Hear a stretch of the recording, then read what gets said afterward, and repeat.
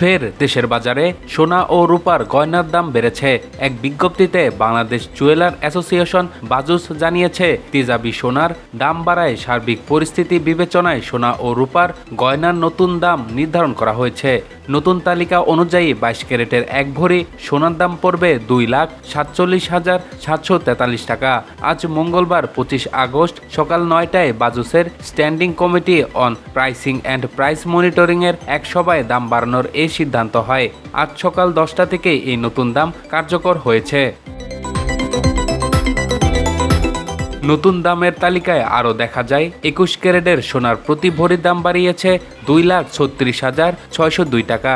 অন্যদিকে 18 ক্যারেটের সোনার প্রতি ভরি 2,03,195 টাকা এবং সনাতনী সোনার প্রতি ভরি 1,65,906 টাকা। রূপার দামের তালিকায় দেখা যায়, 22 ক্যারেটের রূপার প্রতি ভরি 5,482 টাকা এবং 21 ক্যারেটের রূপার প্রতি ভরি 5,249 টাকা।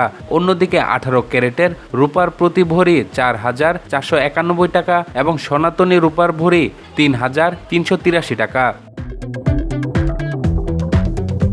বাজুস বিজ্ঞপ্তিতে আরও জানিয়েছে, গয়নার ডিজাইন অনুযায়ী মজুরি প্রযোজ্য।